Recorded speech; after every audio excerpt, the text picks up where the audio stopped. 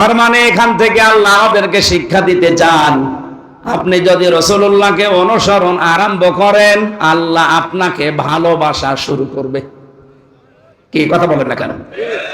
আর আল্লাহ যদি কাউকে ভালোবাসা আরম্ভ করে, তার পুরস্কার দুইটা, ওয়া ইয়াগফির লাকুম যুনুবাকুম।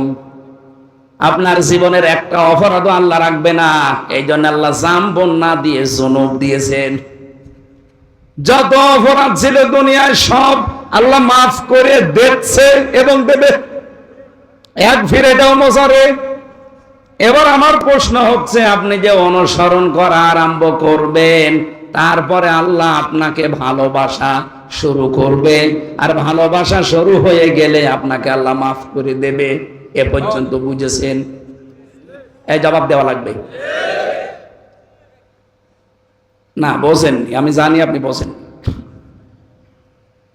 আমার প্রশ্ন, আপনি যদি আল্লাহর ভালোবাসা আরম্ভ করতে চান, জীবনের সব অপরাধ মাফ করে নিতে চান, অনুসরণ করা লাগবে হামজাকে। কাকে? বলেন বলেন। এখন এই অনুসরণ কি আংশিক না পূর্ণাঙ্গ? আপনি নিজের দিকে তাকিয়ে বলেন। আপনারা 3.5 হাত বডি থেকে, পরিবার থেকে, আন্তর্জাতিক জীবন পর্যন্ত আপনি একটু চোখ বোলান। বলেন তো, আল্লাহর রাসূলের অনুসরণ হচ্ছে আমাদের আংশিক না পূর্ণাঙ্গ?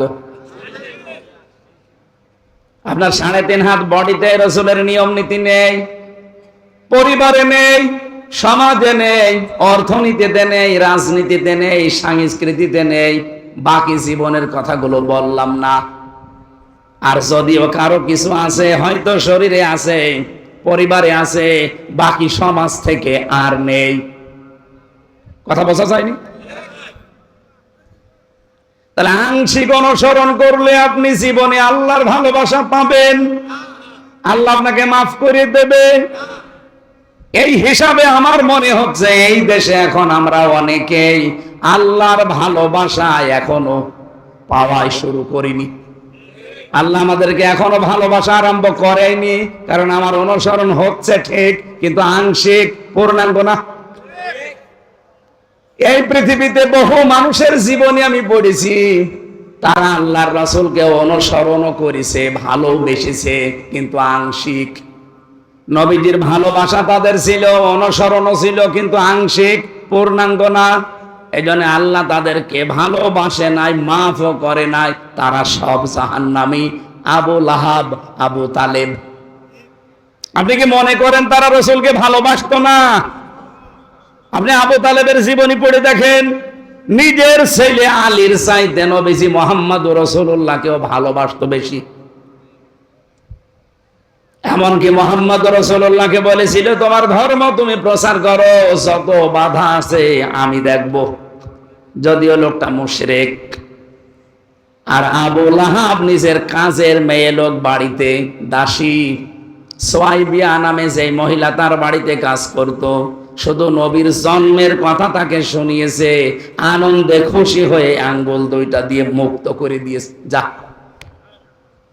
তার কিনে নেওয়া টাকা দিয়ে কাজের মেয়েকে এসে মুক্ত করে দিয়েছে। কত হাজার হাজার টাকা হতে পারে আপনি ভাবেন। ওই জামানায় গরু ছাগলের মতো মানুষ কিনতে পাওয়া যেত। কিনে নেওয়া মহিলাকে সে আজাদ করেছে রাসূলের সুসংবাদ শুনে জন্মের। আপনি তো এত কিছু দিতে পারেননি। তারা রাসূলকে ভালোবেসেছেন, অনুসরণ জীবনে কোনো না কোনো জায়গায় করেছে, কিন্তু পূর্ণাঙ্গ না, আংশিক। এই জন্য দুইজনকে আল্লাহ ভালো তো বাসেই নাই, মাফও করে নাই, জান্নাতেও দেবে না। সিস্টেম অপর পৃষ্ঠায় দেখুন, আরো দুইজন চাচার জীবনী পড়েছি, হযরতে আমির হামজা, হযরত আব্বাস রিদওয়ানুল্লাহি তাআলা আলাইহিম আজমাইন। এই দুইজন চাচা নবীকে ভালোবাসতো জান প্রাণ দিয়ে, এবং অনুসরণও করেছে পূর্ণাঙ্গ। এই জন্য আল্লাহ এই দুইজন চাচাকেও ভালোবেসেছেন এবং তাদেরকে মাফও করে দিয়েছেন। তাদের নামে কোরআনের আয়াত নাযিল হয়েছে, রাদিয়াল্লাহু আনহুম ওয়া রাদু আন। আল্লাহ যেমন তাদের উপরে খুশি, তারাও আমার আল্লাহর উপরে খুশি ছিল। জোরে বলেন সুবহানাল্লাহ। গ্রামবাসী, বড় ভালোবাসি আপনাদেরকে।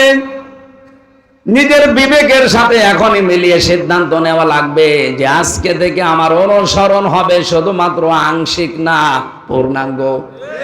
কথা বলেন না কেন? যে রাসূলের কথা মতো নির্দেশ মতো দাঁড়িয়ে রেখেছি, যার কথা মতো নির্দেশ মতো দস্তরখানা বিছিয়ে খাবার খাই, তার নির্দেশ মতো আমি রাজনীতি করলেও ইসলাম দিয়ে করব। এটা শুধুমাত্র এই সামিয়ানা পর্যন্ত শেষ। রবিউল আউয়াল মাস এসেছে, চলেও যাচ্ছে, কিন্তু এই শিক্ষাগুলো আমাদেরকে দিতে এসেছিল যে রাসূলকে আংশিক অনুসরণ করবা না, শুধু ভালোবাসায় গদগদ হয়ে জিলাপি আর খিচুড়ি খেয়ে শেষ করে দিবা না, তার পূর্ণাঙ্গ অনুসরণের সিদ্ধান্ত নিয়ে মাঠে নেমে পড়ো। আপনি যদি পূর্ণাঙ্গ সিদ্ধান্ত নিতে না পারেন, আল্লাহর কসম, আল্লাহ আপনাকে এখনো ভালোবাসা কিন্তু শুরু করেনি। কারণ এখানে আল্লাহ মাজি দেয়নি, অতীতের শব্দ দেয়নি, পাস্ট দেয়নি, দিয়েছে মোজারে, বর্তমান, ভবিষ্যৎ, প্রেজেন্ট, ফিউচার। যখন আপনি আরম্ভ করবেন তখন আল্লাহ শুরু করবে। আমি নিজের দিকে তাকিয়ে মাঝে মাঝে ভাবি, হ্যাঁ, আমার মাথা থেকে পা পর্যন্ত হয়তো রাসূলুল্লাহর নিয়ম নীতি আছে, পরিবারেও হয়তো আমি কম বেশি মানতে পারছি, কিন্তু সমাজে গেলে আমার আর নিয়ন্ত্রণ নেই। অর্থনীতিতে গেলে আমি আর পারছি না, সমাজনীতিতে গেলে আর পারছি না, রাজনীতিতে গেলে আমি আর পারি না। অথচ আমি ভরসা করে বসে আছি, আল্লাহ যখন বানিয়েছে, কালেমা যখন পড়েছি, জান্নাত একদিন যাবই। আল কাজ্জিসু মান দানা নাফসাহু ওয়া আমিলা লিমা বাদাল মাউতি ওয়ালা আজিসু মান আতবা নাফসাহু হাওয়াহা ওয়া তামাদ্দা আলাল্লাহ। রাহু তিরমিজি। হযরতে আনাস থেকে বর্ণিত, বিশ্বনবী জানিয়েছেন, ওই লোকটাই তো বুদ্ধিমান যে আখিরাতের জন্য কাজ করে আর ভরসা করে আল্লাহর প্রতি। নির্বোধ বোকা ওই লোকটা যার আখিরাতের কোনো চিন্তা ভাবনা নেই, কাজ নেই, আন্দাজে ভরসা করে আছে আল্লাহর উপরে। এদেশে নেই এরকম মানুষ?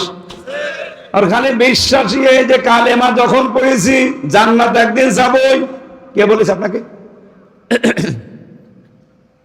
যে হাদিসটা শুনে আমরা অনেকে আশায় বুক বেঁধে আছি যে মান ক্বাল আল্লাহ ফাদাখালাল জান্নাহ।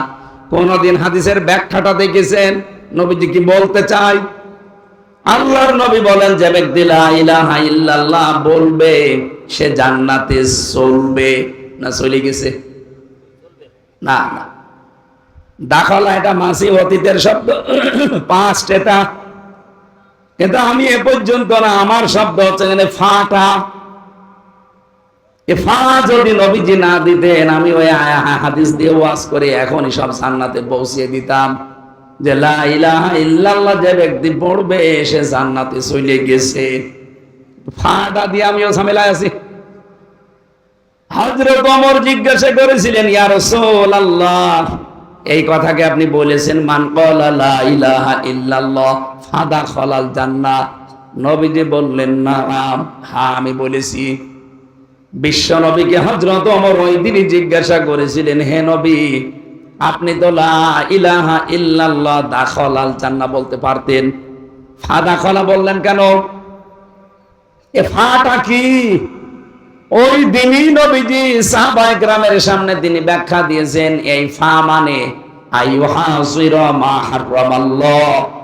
ফায়ের ব্যাখ্যা হচ্ছে পৃথিবীতে যে ব্যক্তি লা ইলাহা ইল্লাল্লাহ পড়েছে আর এর ভেতরে যে হালাল বস্তুগুলো আছে আঁকড়িয়ে ধরে আর হারাম যা আছে ছেড়ে দেয়, এই লোকটাই জান্নাতে চলে গেছে। আপনি লা ইলাহা ইল্লাল্লাহ পড়বেন, এদিকে আবার সুদের সাথে কাজ কারবার। লা ইলাহা ইল্লাল্লাহ পড়বেন, আপনার মেয়ে আপনার বেটার বউ চলে বেপরদায়, আপনি লা ইলাহা ইল্লাল্লাহর হারাম কাজ মানেন। নিজের কথার সাথে আপনি নিজেই ধোঁকাবাজি করছেন। এজন্য লা ইলাহা ইল্লাল্লাহ বলার পরে জান্নাতে মাস্ট বি আপনি যাবেন যদি এর উপরে টিকে থাকতে পারেন। আর আমার মনে হয় সেই টিকে থাকার পরিবেশ অনেকে আমরা চেষ্টা করলেও পারি না, কারণ বাংলাদেশে সে পরিবেশ নেই। কথা বলেন না কেন? এই 54 বছর চলছে, আজও আপনি 100 ভাগ টিকে থাকার চেষ্টা করলেও পারবেন না। এই যে টুপিটা দেখতে মনে হচ্ছে খুব সুন্দর, মাথায় দিয়েছি ভালোই লাগে, কিন্তু এর ভেতরে সুদ আছে। এখন যদি বলেন হুজুর আপনার টুপিতে সুদ, দালার ওয়াজ শুনে করবো কি, বাড়ি চলে গেলাম। আমি সুদের টাকা দিয়ে টুপিটা কিনি নাই। এই টুপিটা যে ফ্যাক্টরিতে তৈরি হয়েছে, ওই ফ্যাক্টরির মালিক ব্যাংকের কাছ থেকে লোন নিয়েছে, আর ব্যাংক তো লোন এমনি এমনি দিয়ে দেয়। বলেন বলেন, আমি ডাইরেক্ট সুদ যদি নাও খাই, ইনডাইরেক্ট খাচ্ছি। এতে আমার মনে হয় এদেশে যদি ফেরেশতা জিবরাইল এসে বাস করে, তারও যে অর্থনৈতিক অবস্থা আমাদের দেশে সুদ ভিত্তিক, তারও সুদের সাথে কারবার করা লাগবে। আমরা তো এইটাই পাল্টাতে চাই, যেখানে 1 টাকা সুদ খেলে মায়ের সাথে 33 বার জেনা করার গুনাহ হয়, সেই সিস্টেমটা 54 বছরে আমরা পাল্টাতে পারলাম না। মাওলানা সাইদি সাহেব 50-60 বছর একাধারে ওয়াজ করে গেছে, সুদ বন্ধ হয়েছে। বলেন বলেন, সুদ বন্ধ হতো যদি আল্লামা সাইদির মতো 151 জন কোরআন বুকে নিয়ে সংসদে ঢুকতে পারত। সুদ বন্ধ হতো, সুদের বাপ বন্ধ হতো। বলে সুদ ছাড়া ব্যাংক চলে না, চলে না মানে সৌদি আরবে চলছে না, মালয়েশিয়া চলছে না, ইসলামী দেশগুলোতে যে দেখেন, আফগানিস্তানে যান, সুদ ছাড়া যে ব্যাংক চলে তার প্রমাণ পৃথিবীতে আছে। আপনি চালাতে পারেন না, তার কারণ হচ্ছে আপনার অর্থনীতি সুদ দিয়ে ভরা। এদেশে যদি সত্যি এবার 151 জন এমপি কোরআনে কারিম বুকে নিয়ে যেতে পারে, সংসদের প্রথম অধিবেশনে তারা নামাজ এবং যাকাতের বিল আনবে। কুড়িগ্রাম সহ বাংলাদেশের 64 জেলাতে আমির হামজারে আর কোনদিন ভাই নামাজ পড়ো সলিমদ্দি এ কথা বলা লাগবে না। সলিমদ্দি নামাজ পড়বে, ওর বাপ দাদাও পড়বে। যাকাত মানুষ নিজের দায়িত্ব নিয়ে দিয়ে আসবে, নয়তো ওর পরের দিন মামলা হবে। ভালো ভালো কাজগুলো তারা আইন পাশ করে জারি করা হবে, অন্যায় কাজগুলো, অবৈধ কাজগুলো আইন পাশ করে বন্ধ করে দেওয়া হবে। তখন ওসি সাহেবদের মতো যারা আছে, 8 ঘন্টার পরিবর্তে 16 ঘন্টা ডিউটি আর করা লাগবে না। 8 ঘন্টার ডিউটি আমার মনে হয় কমে 4 ঘন্টা হয়ে যাবে। খলিফাতুল মুসলিমিন হযরতে ওমর, তিনি প্রধান বিচারপতি, হযরতে আবু বকর সিদ্দিক হচ্ছে দেশের দায়িত্বে রাষ্ট্রপতি। 1 বছর পার হয়ে গেছে, কেউ একটা মামলা নিয়ে আসে না। একটা কেস করবে যে ওনার কাছে না, কেউ আসে না, কোনো বিচার নেই। হযরত ওমর যে বললেন, আবু বকর সিদ্দিক আপনি তো দেশের দায়িত্বে আছেন, আমিরুল মুমিনিন, খলিফাতুল মুসলিমিন, এক কাজ করেন, প্রধান বিচারপতির যে পদটা আছে এটা বাদ দিয়ে দেন, কারণ বেকার বেকার আমার ভাতা দিয়ে বেতন দিয়ে কোনো লাভ নেই। কেন? 1 বছর আমি দায়িত্বে আছি, এই 12টা মাসের ভেতরে একটা মামলা আমি পাইনি, তে আমি কি বিচার করব? কেউ আসেও না, আমার মামলাও নেই, খালি আমি বসে থাকি। হযরত আবু বকর বললেন, ওমর একটা বারের জন্য কি চিন্তা হয় না তোমার যে 1 বছর তোমার কাছে কোনো মামলা আসলো না কেন? মনে বলছে, হ্যাঁ আমি চিন্তা করে দেখেছি, যেই দেশের দায়িত্বশীল মানুষটা এত সৎ, কি সৎ ছিল, আমি একটা হাদিস পড়েছিলাম না, ইদা কানা উমারাউকুম খিয়ারুকুম, যখন দেশের দায়িত্বশীল মানুষগুলো সৎ হবে, তারা নেককার হবে, ওয়াগনিয়াউকুম সুমাহাউকুম, যখন দেশের ধনী মানুষগুলো দানশীল হবে, ওমরুকুম শুরা বাইনাকুম, আর সব কাজ যখন পরামর্শের ভিত্তিতে করা হবে, ফাজাহারুল আরদি খায়রুল লাকুম মিন বাতনিহা, তখন কবরে যাওয়া লাগবে না, এই জমিনটাই তোমার জন্য জান্নাতের মতো হয়ে যাবে। ওয়াইদা কানা উমারাউকুম শিরারুকুম, যখন দেখবে দেশের দায়িত্বশীল মানুষগুলো, নেতাগুলো এরা খারাপ চরিত্রের, এই বাংলাদেশে এমপি হোস্টেল থেকে মেয়েদের কান্নার আওয়াজ আসে, এটা কি বাস্তব না অবাস্তব?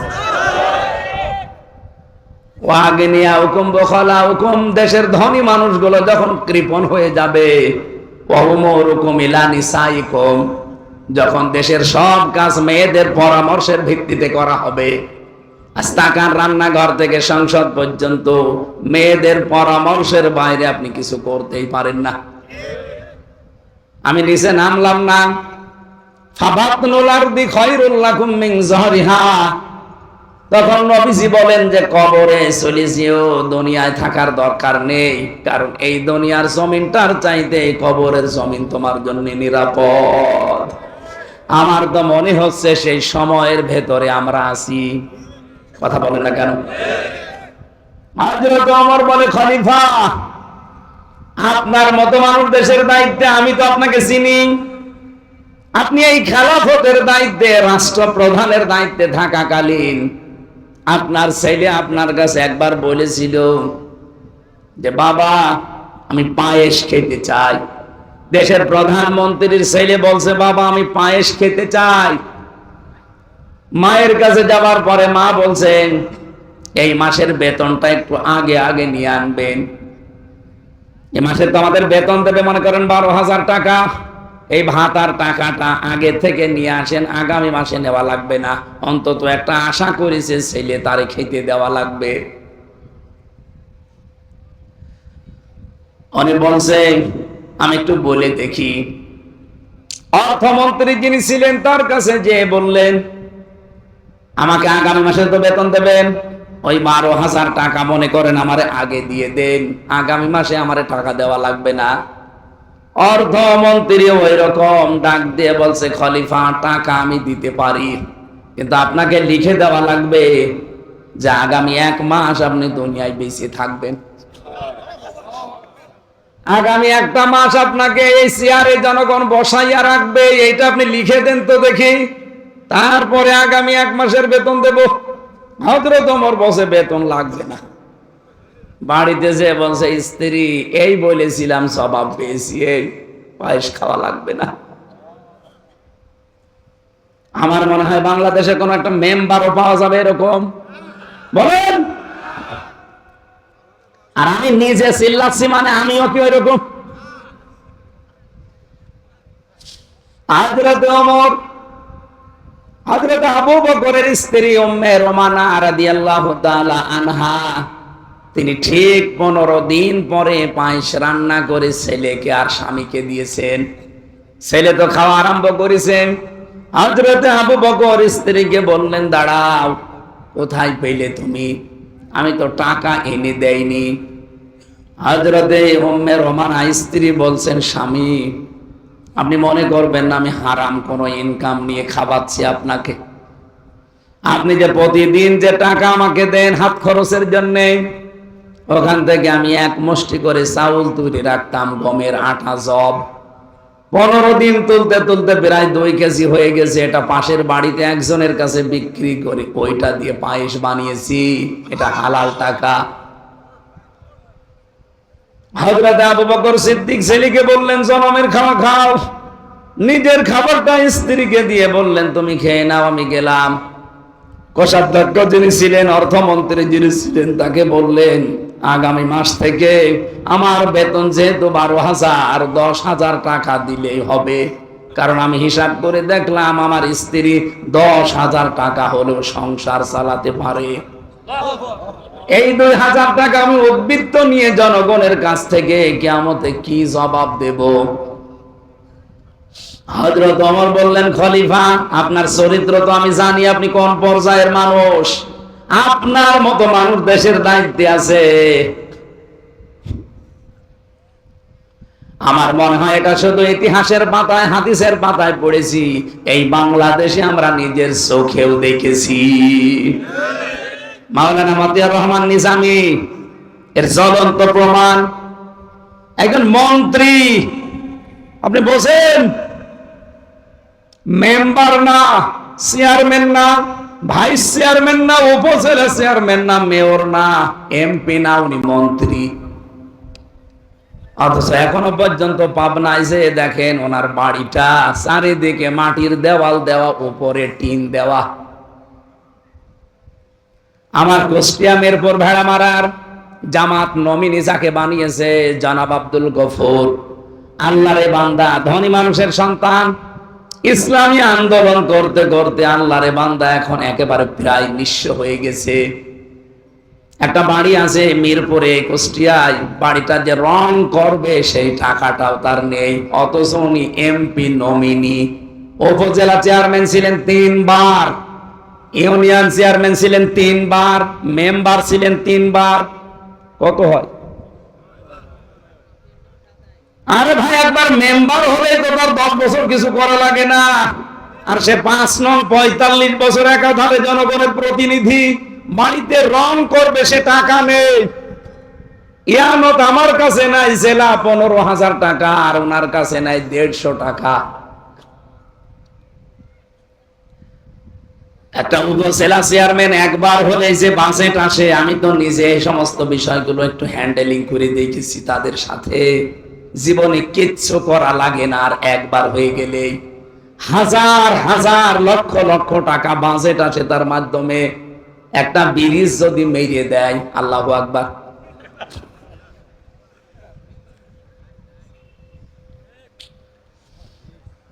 আমি যখন চুয়াডাঙ্গায় পড়তাম দর্শনা, এই যে চিনির মিল, চিনি আসে, এই জেলায় চিনির মিল আছে নেই? দেওয়ানগঞ্জ আছে। সবচাইতে বড় চিনির মিল এই বাংলাদেশে চুয়াডাঙ্গার দর্শনা কেরুস মিল।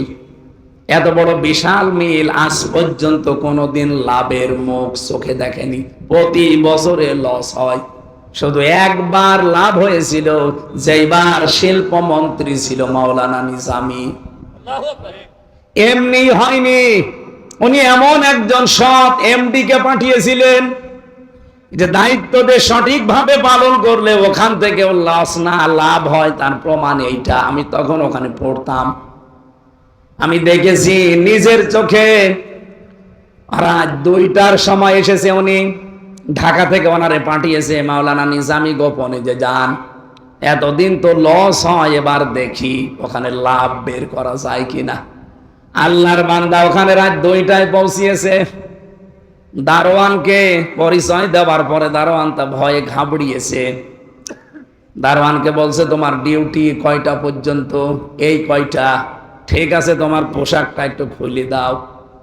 ওনার পোশাক খুলে নিজের গায়ে নিয়েছে, আর ওনার যে জামা ছিল হাফ জামা, ওইটা বলছে তুমি এইটা পরিধান করে তোমার ওই যে ঘর আছে ঘুমিয়ে পড়ো, বাকিটা আমি দেখছি।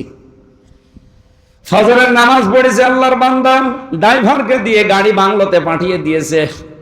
ফজরের নামাজ শেষ করার পরে দারোয়ানের পোশাক, সকাল থেকে ডিউটি শুরু, সবাই আসতেছে, একটা একটা করে দরজা খুলে দিচ্ছে। 10টা পর্যন্ত খুলে দিয়েছে। 10:45 বাজে একজন অফিসার এসে গাড়ির হরেন দেয়, খুলতে চাই না। কি গো, আজকে দারোয়ান কি হয়েছে, ঘুমিয়ে গেল নাকি? তাকিয়ে দেখে দাঁড়িয়ে দারোয়ান, কিন্তু দরজা খোলে না। এই বেটা, দরজা খুলে দেন না, আপনার জন্য আজকে দরজা খোলা হবে না। এখন বাজে 10:45, আপনি আজকে বাড়ি চলে যান। আরে দারোয়ানের বাচ্চা, 45 মিনিট মাত্র লেট, আর আমি বাড়ি চলে যাব মানে? এই মিলের আমি 3 নাম্বার দায়িত্বে আছি। উনি বলছে, আপনি যত বড় দায়িত্বে থাকেন না কেন, আমিও নতুন এসেছি, আপনাকে আমি ঢুকতে দেব না, কারণ আপনার 45 মিনিট লেট। 10টার আগ পর্যন্ত আমি সবাইকে ঢুকিয়েছি, 10টার পরে যারা এসেছে বার্গেনিং করে হলো ফেরত দিয়েছি। বাবা মা তুলে যখন কথাবার্তা আরম্ভ করেছে, বলছে ঠিক আছে স্যার আপনি যান। অনেককে তো ফেরিয়ে দিলাম, আপনার মুখের ভাষা যা, আর আপনার যা রোগ পাক, আপনার দ্বারা হবে না, যান আপনি। দারোয়ানকে বলছে, বেটা তোর পোশাক নিয়ে চলে গেছে ঘরে। অফিসে প্রবেশ করে ডাক দিয়েছে যে অমুককে একটু ডাক দেন। এসে দেখে ওই দারোয়ান, কিন্তু পোশাক আশাক উল্টা পাল্টা। ভেতরে যাবার পরে বলছে, স্যার বলে যে আপনার সালাম দেওয়া লাগবে না, কারণ আপনার মুখে সালাম মানায় না। এ সালাম আমরা যার কাছ থেকে পেয়েছি সেই মুহাম্মদ রাসূলুল্লাহ জীবনে কোনোদিন কাছে ফাঁকি দেয়নি। আপনার যে দাড়ি, এত বড় বড় দাড়ি কেটে ফেলেন, আপনার মুখে দাড়ি মানায় না। কিসের জুব্বা গায়ে দিয়েছেন আপনি, মাথায় আবার পাগড়ি দেওয়া, আপনার জন্য পাগড়ি না।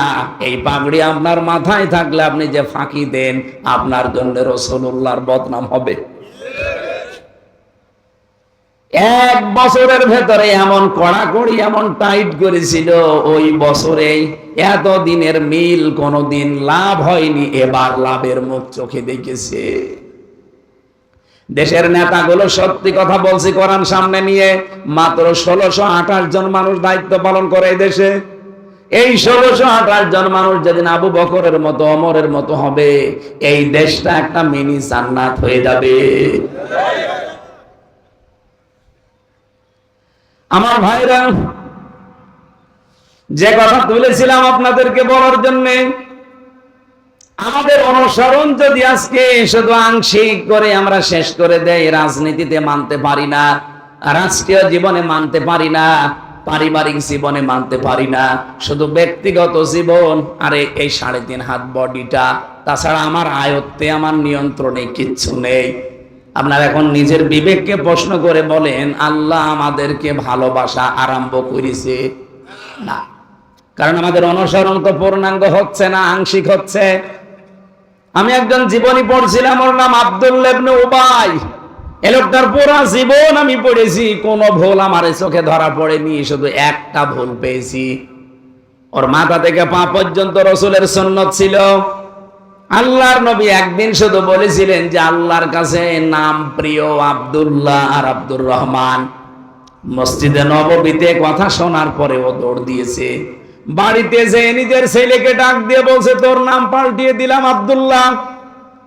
ছেলে ছিল, ছেলের নাম পাল্টিয়েছে। নাতি ছেলে ছিল, নাতি ছেলের নাম বলছে আব্দুল্লাহ। ওর বাবার নাম পাল্টিয়ে দিয়েছে আব্দুল্লাহ, ওর দাদার নাম পাল্টিয়ে দিয়েছে আব্দুল্লাহ, এমনকি ওর নিজের নামও পাল্টিয়ে দিয়েছে আব্দুল্লাহ। আব্দুল্লাহ দরকার 1 2 3 4 5 6 নম্বর হিসাবে ডাকবো, তাও আমাদের নাম কি? নবীজির কথা শোনার পরে কি অনুসরণ করতে বলেন তো? নিজে নবীজির পেছনে নামাজ পড়তো, ইফতারি করতো নবীর সাথে, সব আমি ওকে পেয়েছি। শুধু রাজনৈতিক জীবনে ও রাসূলুল্লাহকে মানতো না, ওর আদর্শ ছিল তলে তলে আবু জেহেল। আমার মনে হয় বাংলাদেশে এরকম লোক নেই। আছে মানে আমরা আছে মানে, আরে কথাগুলো সঠিকভাবে বোঝাতে গেলে বলো, হুজুর টেনে কথা বলছেন। কে বলেছে আপনাকে? এ পৃথিবীতে শুধু 2 জন নবীর জীবনী আমি বাদ দিয়ে যত নবীর জীবনী পড়েছি, কোন নবীর জীবনীতে এটা পাইনি, তাদেরকে আল্লাহ এই নির্দেশ দেয়নি, আন আকিমুদ্দিন ওয়ালা তাতাফাররাকু ফি।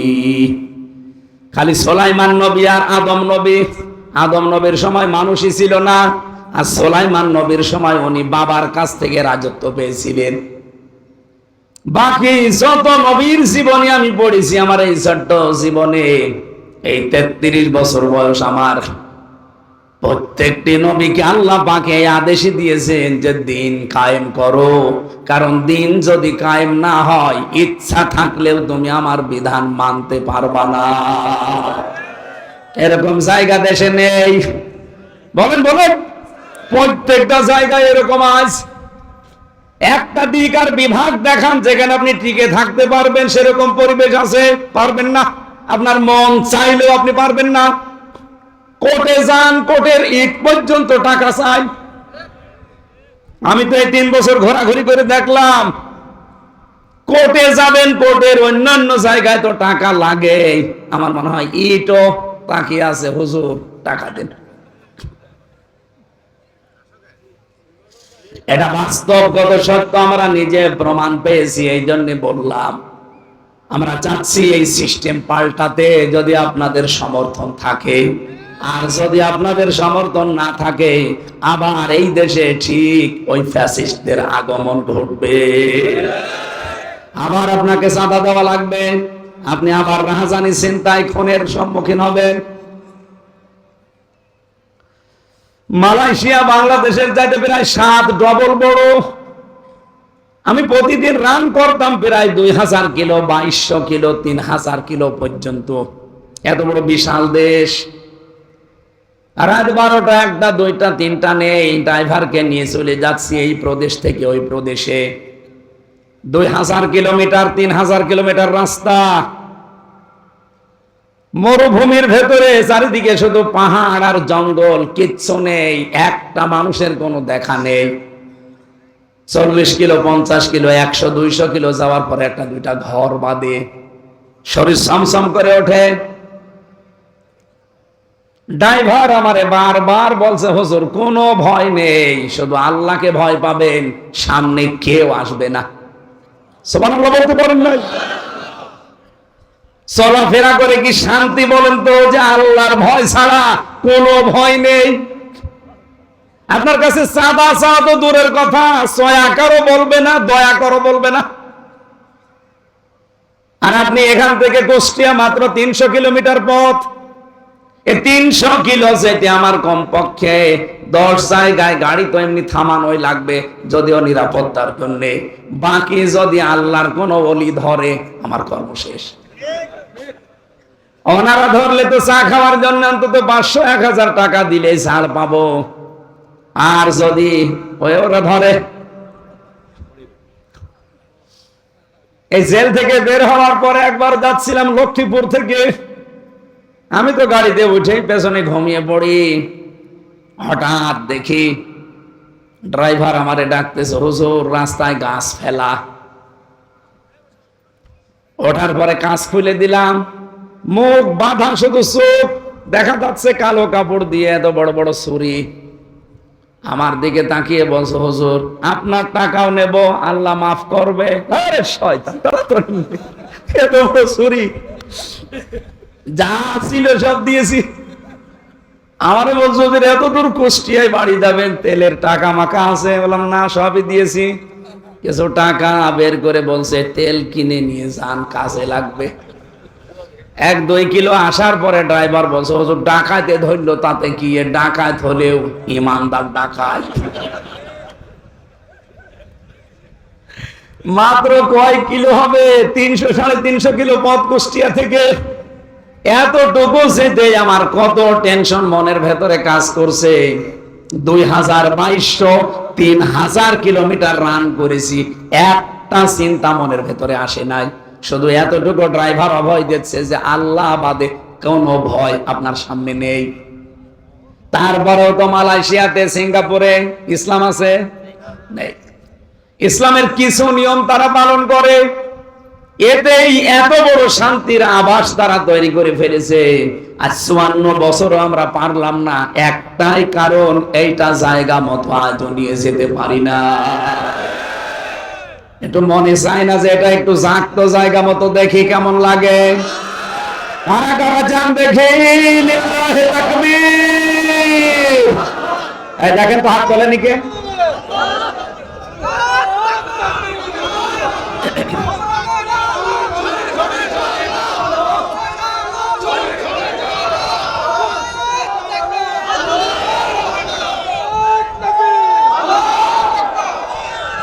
আলহামদুলিল্লাহ ভাই, নবীজিকে এই রবিউল আউয়াল মাসে শুধু আংশিক না, এই আব্দুল্লাহ ইবনে উবাইয়ের মতো না, পূর্ণাঙ্গ অনুসরণ করে নবীর সাথে জান্নাতে যেতে চায় ইনশাআল্লাহ।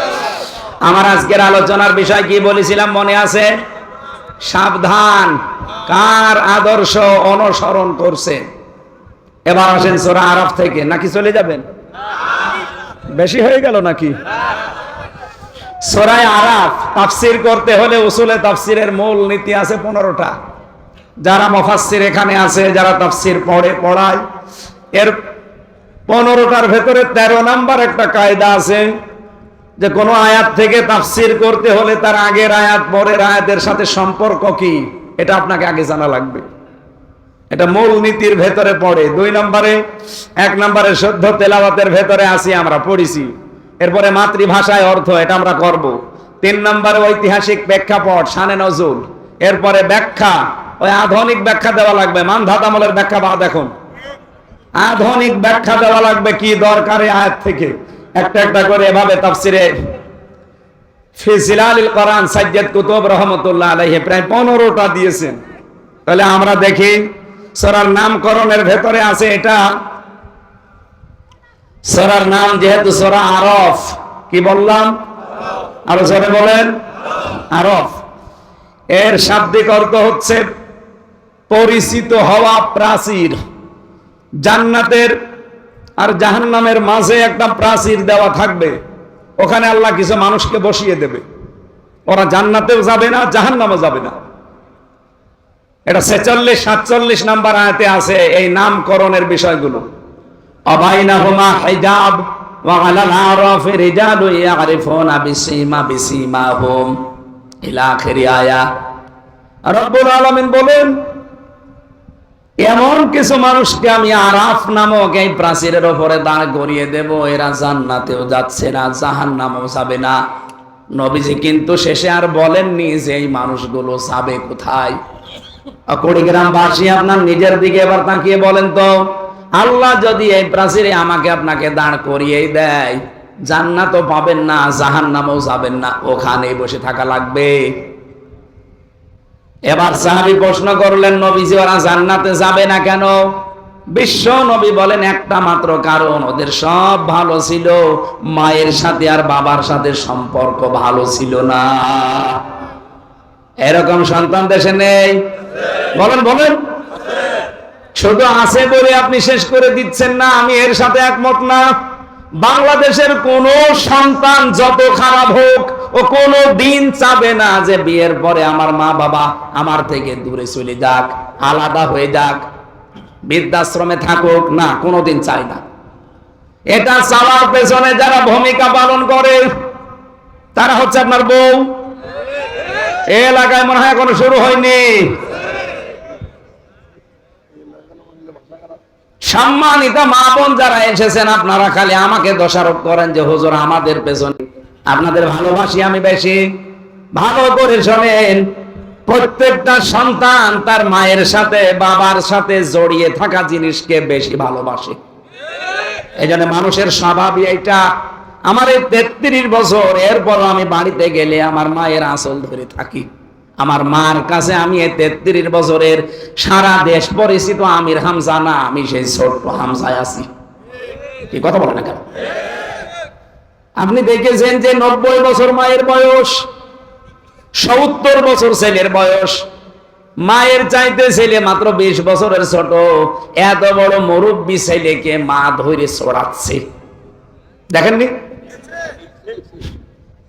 এই যে থাপ্পড় মারে মা ছেলেকে, এটা কি আসলে থাপ্পড় না মায়া মহব্বত? এই মায়ের কাছে যত বড় ছেলে হোক, 70 কেন, ওই ছেলের বয়স যদি 80 বছরও হয়, তাও মনে করবে আমার সেই ছোট্ট মকসেদ আলী আছে। পৃথিবীর প্রতিটা সন্তান তার মায়ের সাথে বাবার সাথে জড়িয়ে থাকা জিনিসকে বেশি ভালোবাসে।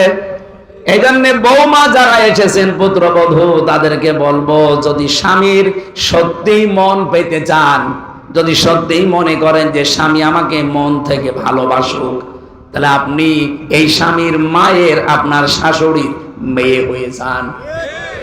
যত কাছাকাছি থাকতে পারবেন, তার খেদমত যত বেশি করবেন, তার সাথে যত মিশে থাকতে পারবেন, তত বেশি আপনি স্বামীর কাছে দামি। আর যদি মা বাবার সাথে সম্পর্ক আপনার ভালো না থাকে, শাশুড়ির সাথে যদি দাঁড় কোমড়ার মতো সম্পর্ক হয়, এই ছেলেটা হয়তো আপনার ওই সন্তানের কারণে, ছেলে মেয়ের কারণে আপনাকে কিছু বলতে পারে না, কিন্তু মনে মনে সে মানসিক রোগী হয়ে যায়। এরকম রোগী আছেন কারা? হাত তোলেন তো। এই এলাকা তো ভালো, অনেক ভালো। গ্রামবাসী, বিশেষ করে মেয়েরা যারা এসেছেন, আপনাদের আমার একটাই ওয়াজ, শুধু নামাজ পড়ে রোজা রেখে কালো বোরকা পরে জীবনও জান্নাত যেতে পারবেন না। আপনার সবচাইতে বড় দায়িত্ব আল্লাহর বিধানের পরে আপনার স্বামী। আপনার স্বামী যেটা জায়েজ, ওইটা যদি পছন্দ করে, আপনাকে ওইটা জীবন দিয়ে হলেও পছন্দ করা লাগবে। আমি নিজে একজন স্বামী, যত স্বামী আছে এখানে প্রত্যেকটা স্বামীর পক্ষ থেকে আমি বলতে পারি, প্রতিটা স্বামী আমরা চাই আমি গরিব আর ধনী হই, আমার মা বাবা আমার সাথে থাকবে। এটা চান না? 199টা বউ এটা চাই না নাকি বেশি বলে ফেললাম? কি এটা জায়েজ কাজ? আর আমি নিজে পছন্দ করি, আমি চাই, আপনি এটা চান না কেন? আপনার বাবা আমার কাছ থেকে কি টাকা নিয়ে এসে দেওয়া লাগে? আমার খেয়ে থাকি না খেয়ে থাকি, আমার 25 বছর আমার পেছনে শ্রম দিয়েছে বিনা স্বার্থে। এই মা এই বাবা এরা আমার সাথে থাকবে। আমি যদি পান্তা ভাতও খাই তারা তাই খাবে, কিন্তু আমি পারি না শুধু আপনার কারণে। আপনি খালি কানের কাছে মুখ নিয়ে বলেন, এ বুড়ি বুড়ি যদি বাড়ি থাকে তোর ভাত খাবো না। শেষ পর্যন্ত বাধ্য হয় অনেক ছেলে মা বাবাকে হয় আলাদা করে দেয় অথবা বৃদ্ধাশ্রমে রেখে আসে। সেদিন কিশোরগঞ্জে ছিলাম, একটা বৃদ্ধাশ্রমে আমার নিয়ে গেল দেখার জন্য। দেখি এইদিকে 25 জন বাবা, এইদিকে 25 জন মা চেয়ার নিয়ে বসে আছে। আমি দেখতে যাব, এই জন্য কর্তৃপক্ষ বলেছে হুজুর আসতেছে আপনারা বসেন। একটার সাথে আর একটা কথা বলছিলাম যে কি এদের মনের দুঃখগুলো। যেই কয়জনের সাথে কথা বলেছি প্রত্যেকটা মার বাবা হাওমাও করে আমারে ধরে হাওমাও করে কেঁদেছে আর বলেছে, আমাদের বৃদ্ধাশ্রমের জীবনের জন্য শুধু আমার ছেলে দায়ী না, বৌমা দায়ী। আমি আশা করব আগামীতে যেন এই পরিবেশ আমাদের আর দেখতে না হয়। এই জন্য শুধু আমাদের ছেলেদের দোষ দিয়ে না, মা বাবা আপনি পার পাবেন না, আপনারও দোষ আছে। আপনার দোষ হচ্ছে 4টা কাজ আপনার প্রতি ফরজ ছিল, আপনি একটাও করেননি। 1 নম্বরে আমার একটা সুন্দর নাম রাখার দরকার ছিল আপনার। আপনি কি নাম রেখেছেন আমার? এমন একটা নাম আপনি দিয়েছেন, ওই নামের প্রভাবে আমার ভেতরে আরো উলট পালট হয়। আপনি এমন নাম রেখেছেন সন্তানের, ওই নামের প্রভাব পড়বে তার জীবনের উপরে। আমি সেদিন কুষ্টিয়ার বড় বাজারে একটা দোকানের নাম লেখা দেখলাম, মিহাদ স্টোর। দোকানদারকে বললাম কি লিখেছেন? বলছে হুজুর আমার ছেলের নাম মিহাদ রেখেছেন কেন? বলছে কোরআন শরীফ পড়তে গিয়ে পেলাম অবিসাল মিহাদ। বিশাল মিহাদ মানে কি? জাহান্নামের নিকৃষ্ট স্থান। কত মানুষ ছেলের নাম ওল্টু বল্টু ছেন্টু ফান্টু, আগুন পানি বাতাস কত কিছু লাগে, ছেলের নাম রেখে দিয়েছে ডেঞ্জার। ডেঞ্জার মানে কি? বিপজ্জনক। তো বড় হয়ে বিপজ্জনক কি হবে? আর তারপর এলাকা বর্ডার এলাকা, দাদারের কাছ থেকে সব ভালো ভালো জিনিস আসতেছে। আমাদের এই দেশ থেকে লোহা তামা সোনা রূপা সবগুলো পাচার হয়ে যায়, আর দাদারা আমাদের জন্য হাদিয়া পাঠায় বাবা ডাল। নাকি এটা বর্ডার এলাকায় আসে না? মুসলমানের সন্তান যারা, আমি অন্য ধর্মের কথা বাদ দিলাম, যেহেতু আমাদের দেশে অন্তত আইনও আছে মাদকের বিরুদ্ধে, জিরো টলারেন্স। এরপরেও কোরআনে কারিমে আমার আল্লাহ তিনবার ধাপে ধাপে আয়াত নাযিল করে মদকে হারাম ঘোষণা দিয়েছেন, এই মাদককে। রব্বুল আলামিন জানিয়েছেন, ইয়া আইয়ুহাল্লাযীনা আমানু ইন্নামাল খামরু ওয়াল মাইসিরু ওয়াল আনসাবু ওয়াল আজলামু রিজসুম মিন আমালিশ শাইতান। ঈমানদারেরা, তোমাদের জন্য 4টা কাজ বিশেষ করে হারাম করে দিলাম। এই যে জুয়া খেলা, এরপরে মদ, এরপরে মানুষের এই যে ভাগ্য, তীর মেরে ভাগ্য অথবা হাত দেখায় অনেকে হাতে কি আছে, এরকম 4টা কাজ আমি তোমাদের জন্য হারাম করে দিলাম। শুধু হারাম না, এইগুলো হচ্ছে রিজসুম মিন আমালিশ শাইতান, শয়তানের ঘৃণিত কাজ। এই মাদক এটা শয়তান পর্যন্ত ঘৃণা করে। শয়তানও যেটা ঘৃণা করে সেইটা অনেক মুসলমানের ছেলেরা করছে। বলেন কিয়ামতের দিন দুনিয়ায় যতটুকু মদের সাথে আপনি জড়িত থাকবেন অতটুকু পরিমাণে রক্ত পুষ গরম করে আপনাকে আল্লাহ খাওয়াবে। শুধু খাওয়ালেই তো হয়ে যায় না, কোরআন বলছে এটা মুখের ভেতরে দেওয়ার সঙ্গে সঙ্গে যত কিছু পেটের ভেতরে আছে সবগুলো নাড়ি ভুড়ি পায়খানার রাস্তা দিয়ে সব বের হয়ে যাবে। আশা করছি এই সমস্ত কাজে যদি কোনো মুসলমানেরা থাকেন এই মুহূর্তে জীবনের মতো তওবা করে ফিরে আসেন। আপনার জন্য প্রশাসনের রাত দিন ঘুম হারাম হয়ে যাচ্ছে।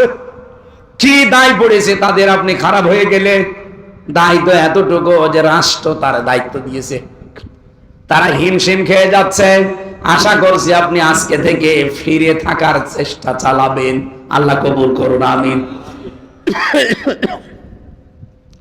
তাহলে আরাফ নামক স্থানে আল্লাহ জাহান্নামে দেবে তাদের যারা মা বাবার অবাধ্য সন্তান। 2 নম্বরে তারা জাহান্নামেও যাবে না। জাহান্নামে যাবে না কেন? নবীজি বলেন এই মানুষগুলো আর যাই করুক জমিনে দিন কায়েম করার জন্য তাদের চেষ্টা প্রচেষ্টা ছিল সর্বাগ্রে। সুতরাং দিন কায়েমের জন্য যদি আপনার চেষ্টা থাকে আর যাই হোক আপনি জাহান্নামে যাবেন না। কিন্তু দিন কায়েমের কথা বললে এই পৃথিবীতে সবচাইতে বেশি মন খারাপ হবে, খারাপ লাগবে, কষ্ট পাবে, রাগ করবে কারা? কাবুর আলাল মুশরিকিনা মা তাদউহুম ইলাইহি। সূরা সূরা 13 নম্বর আয়াতের শেষের দিকে আছে প্রায়। আল্লাহ পাক বলেন, হে নবী আপনি যেদিকে ওদেরকে ডাকেন যে দিন কায়েম করো, ব্যক্তি পরিমাণ সমাজ রাষ্ট্রে আল্লাহর বিধান প্রতিষ্ঠা করো, এটা বললে তো সব চাইতে বেশি খারাপ লাগে মুশরিকদের। এই বাংলাদেশের 64 জেলার 630টা থানায় আমি কম বেশি গেছি, যেখানে দিন কায়েমের কথা বলেছি এত বছর কোন মুসলমান রাগ করে নাই। করেছে যারা, এই আয়াত দ্বারা বোঝা যায় তারা কোন না কোন শিরকে লিপ্ত, তারা মুশরিক। কথা বলেন। দিন কায়েমের কথা শুনলে রাজনীতির বন্ধ খোঁজে, দিন কায়েমের কথা শুনলে হুজুরের উপরে রাগ করে তারা। ওরা আর মুসলমান নেই, ওরা মুশরিক। এই জন্য আল্লাহ কাবুর আলাল মুশরিকিনা দিয়েছেন মা তাদউহুম ইলাই। আপনি যেদিকে ডাকেন ওদিকে তো সবাই আসবে না, মন খারাপ করে থাকবে তারা যাদের ভেতরে শিরিক আছে। আর শিরিক যারা করে তারা কি? বলেন বলেন। এই 1 তারিখের জরিপ পেয়েছিলাম, আজকে 2 তারিখ না, 31 তারিখের, 31 আগস্টের একটা জরিপ পেয়েছি। এই বাংলাদেশের 18 কোটি মানুষের ভেতরে মাত্র 7 কোটি 20 লাখ মানুষ চাই এদেশে আল্লাহর দিন কায়েম হোক। বাকি যারা চাই না, কসম আল্লাহর, আপনার জীবনে অবশ্যই কোনো না কোনো ভাবে শিরিক ঢুকেছে। আর শিরিক ঢুকলে আপনি যেহেতু মুশরিক আর আপনার কাছে এটা খারাপ লাগবে, আপনাকে দিয়ে আল্লাহ দিন কায়েমের কাজ করাবে না, জীবনেও না। আল্লাহু ইয়াজতাবি ইলাইহি মাইয়াশা ওয়া ইয়াহদি ইলাইহি মাইয়ুনিব।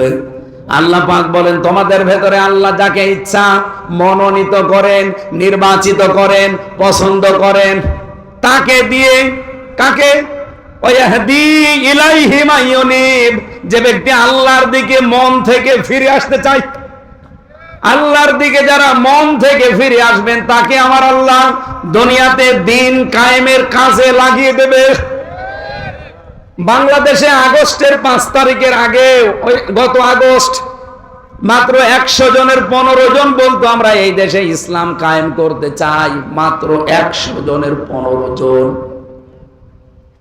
এখন বেড়ে আপনি 1 বছর 1 মাসে কত % বেড়েছে দেখেছেন? কিছুদিন সময় যেতে দেন।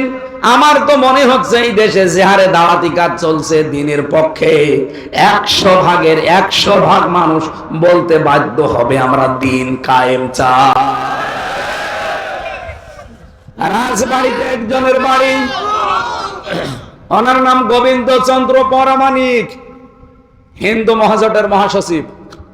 লোকটা কয়েকদিন আগে ঘোষণা দিয়েছে বাংলাদেশে 54 বছর তো ছাতা বহু কিছু দেখলাম, এবার আমরা এই দেশের রাষ্ট্রীয় ব্যবস্থায় ইসলামকে দেখতে চাই। এমনকি সে সরাসরি নাম ধরেই বলেছে যে আমরা জামাত ইসলামীকে দেখতে চাই। তাহলে এই দেশে কোন সংখ্যালঘু নির্যাতন হবে না। একটা হিন্দু যদি আশায় বুক বেঁধে সামনে এগিয়ে আসতে পারে, আপনার কি হয়েছে? আপনি নামের আগে মুসলমানের মোহাম্মদ লেখেন, আবার আগাও ছোটবেলায় কেটে রেখেছেন। আসেন না একবার দেখি আল্লাহর বিধানটা সংসদে একটু নিয়ে যান। 5 বছর লাগবে না, মাত্র আমি গ্যারান্টি দিলাম 2 বছর যদি এইটা দিয়ে চলে এই দেশ মিনি জান্নাত হয়ে যাবে। কোনো ভয় থাকবে না আপনার মনের ভেতরে। রব্বুল আলামিন বলেন, ইয়া বানি আদামা, হে বনি আদম সন্তান, ইম্মা ইয়াতিয়ান্নাকুম রাসূলুম মিনকুম, যদি তোমাদের কাছে যে রাসূলগুলো এসেছে, ইয়াকুসুনা আলাইকুম আয়াতি, যারা তোমাদের কাছে আমার আয়াতগুলো এভাবে বর্ণনা করে করে শোনায়, বলেন তো এখন কি রাসূল দুনিয়ায় আছে? আছে। এই যে রাসূল দিয়েছেন আল্লাহ, রাসূল না দিয়ে রাসূল দিয়েছেন বহু বছর। রাসূল যদি এখন নাই থাকবে তাহলে রাসূল দিলেন কেন বহু বছর? রাসূল দিতে পারতেন। কিয়ামত পর্যন্ত রাসূল আসবে না, নবী আসবে না, কিন্তু নবীর নায়েবে রাসূলরা আসবে, তারা আলেম। কথা বলেন না কেন? আল উলামা ওয়ারাসাতুল আম্বিয়া, ওলামারা হচ্ছে আলেমরা নবীর নায়েব, উত্তরাধিকারী, স্থলাভিষিক্ত। এরা যখন ইয়াকুসুনা বর্ণনা করবে তোমাদের সামনে আয়াতি, আমার আয়াতগুলো, এগুলো শোনার পরে তোমাদের ভেতরে যে বা যারা ফামানিত্তাকা, সংযত হবে, ও আসলাহা, নিজেদের জীবনকে যারা সংশোধন করে নিতে পারবে, ব্যক্তি, পরিবার, সমাজ, রাষ্ট্রগুলো সংশোধন করবে, ফালা খাউফুন আলাইহিম ওয়ালা হুম ইয়াহজানুন, কোনো ভয় নেই তাদের, কোনো চিন্তা নেই। এই গ্যারান্টি কার? এই গ্যারান্টিটা এবার আমরা দেখতে চাই। বহু মানুষের কথা আমরা শুনেছি, কিন্তু কথা মতো কাজ পাইনি। বাবা কথা দিয়েছিল, চাচা কথা দিয়েছিল, স্বামী কথা দিয়েছিল, এই কথা বলেন না কেন? কোরআনের কথায় এরকম ভেজাল আছে, আছে। আহ্বান জানাচ্ছি সবাইকে, এটা রেকর্ড হচ্ছে, সারা দেশে যাচ্ছে। এবার একটু আপনি দেখার জন্য হলেও দেখেন, একটু টেস্ট করি। আমরা তো গ্যারান্টি দিচ্ছি 5 বছরও লাগবে না। মালয়েশিয়া দাঁড়িয়ে যেতে 21 বছর লেগেছে। 2004 সাল থেকে তারা এভাবে দাঁড়াচ্ছে, এখন 25 সাল। 21 বছরে এই দেশটা দাঁড়িয়ে গেছে আজ বিশ্বের মানচিত্রে। আর আমরা 54 বছরেও দাঁড়াতে পারি নাই। শুধুমাত্র এই 1628 জন মানুষ ওমরের মতো বানানো দরকার। ইসলাম পন্থে যারা আছে, বিশেষ করে জামাত ইসলামী, আমি বিশ্বাস করি এদের এই 1628 জন মানুষ এরকম যোগ্য এবং সৎ আছে। কথা বলেন। তারা 2টা মন্ত্রী ছিল, 4 আনা দুর্নীতি পাওয়া যায়নি। 2টা মন্ত্রী, 4 আনা দুর্নীতি পাওয়া যায়নি। 350 উপজেলা চেয়ারম্যান ছিল, 1000-এর উপরে তাদের ইউনিয়ন চেয়ারম্যান ছিল, 1500-র উপরে মেম্বার ছিল। এতগুলো মানুষের জীবন সারা বাংলাদেশে আপনি একটু জরিপ চালান, 1টা টাকা দুর্নীতি তাদের নেই। সাতক্ষীরার এক চেয়ারম্যান ইউনিয়নের, আমি নিজে দেখেছি, লোকটা 10টা থেকে 4টা পর্যন্ত কাজ করে ইউনিয়নে, আর বিকাল 4টা থেকে রাত 8টা পর্যন্ত তরকারি বিক্রি করে। আপনি আল্লাহর ওলি খোঁজার জন্য চলে যাচ্ছেন আগ্রসী, আল্লাহর ওলি খোঁজার জন্য চলে যাচ্ছেন বরিশাল, আল্লাহর ওলি খোঁজার জন্য চলে যাচ্ছেন সিলেটে। কে বলেছে আল্লাহর ওলি তো ওই লোক না যে তার কর্মজীবনে সঠিক। জামাত ইসলামী বাংলাদেশের যে কোনো দোষ থাকতে পারে, মিথ্যা সত্য মিলিয়ে, কিন্তু এই দোষ এই দেশে কেউ দিতে পারে না যে জামাতের লোক মেরে খায়, এরা চাঁদাবাজি করে। কথা বলা লাগবে, গ্যারান্টি আছে এদেশে নেই। শিবিরের উপরে যে 2টা দোষ দেওয়া হয়েছে, দাহা মিথ্যা, বলা হয় যে তারা রং কাটে। 1977 সালে তাদের প্রতিষ্ঠা, এই 25 সাল পর্যন্ত, আজ পর্যন্ত শিবির রং কেটেছে, আমার দেখা তো নেই, জানাও নেই। ধর্ষণ মামলা আজ পর্যন্ত শিবিরের একটাও নেই। বাংলাদেশের 630টা থানায় 77 থেকে 25 পর্যন্ত খোঁজ নিয়ে দেখেন, একটা ধর্ষণ মামলা নেই। অথচ কত দোষ এদের উপরে দেওয়া হয়, আমরা নাকি নারী বিদ্বেষী। আরে ভাই, এই বাংলাদেশে সবচেয়ে বেশি নারীদেরকে সম্মান দেই আমরা। একজন তো কয়েকদিন আগে ঘোষণা দিয়েছে, আমরা যদি পাশ করি, সামনে হলগুলোতে মেয়েদের হলে ছেলেরা যাবে দেদারসে, কোনো অনুমতিও লাগবে না। একটা কথা হইল।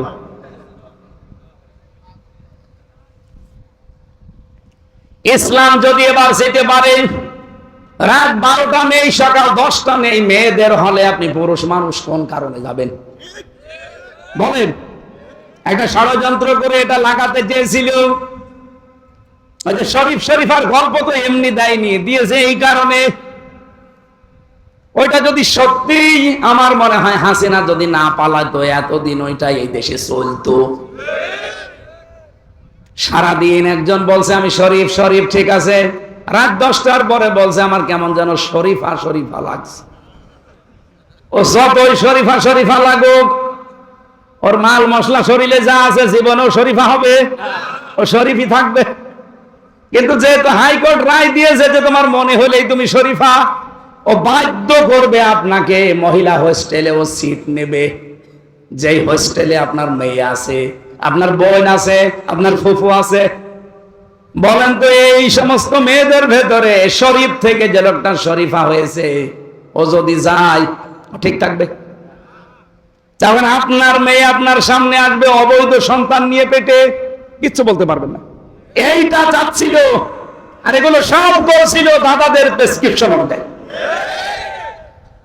আল্লাহ আমাদেরকে বাঁচিয়েছে।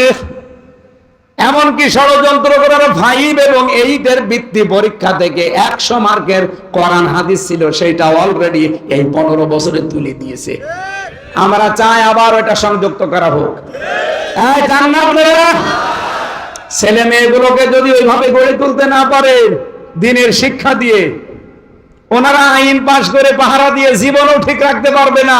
বাধ্য হবে আপনার সন্তান কিছুদিন পরে আপনাকে হয় মাদকের মামলায় আপনি সহ সন্তান ছেলে যাবেন, অথবা আপনাকে বৃদ্ধাশ্রমে রেখে আসবে। আমরা আশা করছি আমাদের শিক্ষা ব্যবস্থা 1 থেকে মাস্টার্স পর্যন্ত 100 মার্কের কোরআন যেন দেওয়া হয়। সেদিন একটা সেমিনার ছিল, তারেক জিয়া সাহেবের ঘনিষ্ঠ যারা, একেবারে ঘনিষ্ঠ, তাদের 2 জন, এবং এই দেশে ইসলামপন্থী যারা আছে সবগুলো আমাকেও ডেকেছিল।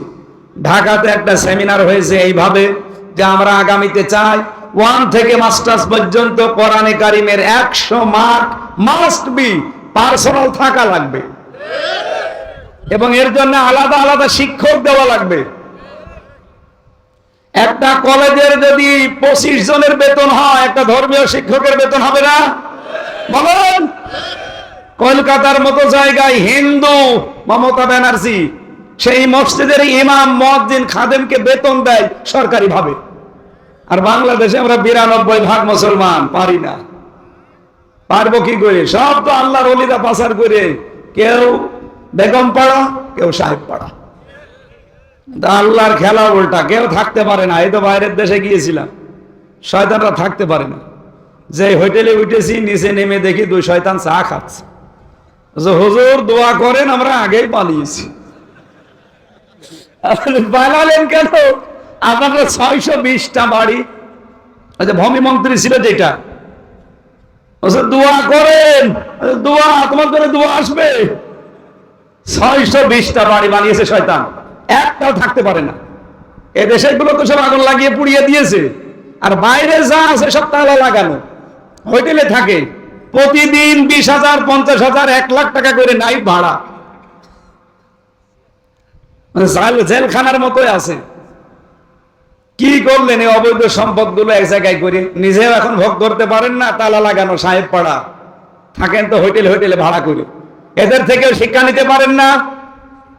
যারা চাঁদাবাজি করে, এদিক ওদিক করে, বাবা শাহজালাল, মদের কাছে কুত্তা বিড়াল সব হালাল, এই নীতিতে যারা চলতে চাচ্ছেন, মনে করেন আপনি এই 2 বছরে 50 কোটি টাকার মালিক হয়ে গেলেন, কি করবেন আপনি? এরপরে যদি সুযোগ আসে জনগণের, ও 50 কোটি তো যাবেই, মাঝখান থেকে 32 নাম্বারও যাবে। ওই মাঝে মাঝে আজাবুল বুলডোজার নাজির হবে, 32 নাম্বার শেষ। ভালোই চলছিল, হঠাৎ করে উনি নাড়াচাড়া দেয়, আর এই দেশের মানুষ বুলডোজার নিয়ে ছোটে। এই জন্য আপারে বলবো, আপা যেভাবে আছেন খেয়ে দিয়ে ওখান থেকে মরে যান, আল্লাহ আপনারা যেখানে দায় দেবে। এই মাঝে মাঝে এরকম নাড়াচাড়া দিয়েন না, দিয়ে 32 নাম্বার আর 33 নাম্বার করিন না। শেষে দেখা যাচ্ছে গোপালগঞ্জের এই কবর মবর সব উড়িয়ে গেছে। এগুলো যদি কিছু হয় আপনার কারণে হচ্ছে, আপনি একটু চুপ থাকেন, আমরা অন্তত শান্তিতে থাকি। সেদিন বলেছিলাম যে গোপালগঞ্জকে মানুষ এত গালি দেয়, অন্তত এই জেলা যদি না থাকে তাহলে তো আর গালি দেবে না। ওরে নড়াইলের ভেতরে, ফরিদপুরের ভেতরে আর মাদারীপুরের ভেতরে 3টা আসন ওই জেলায়। এই 3 আসন 3 জেলায় ভাগ করে দেন, ও জেলা আর থাকবে না, কেউ গালি দেবে না। আমার উপরে রেগে গেছে।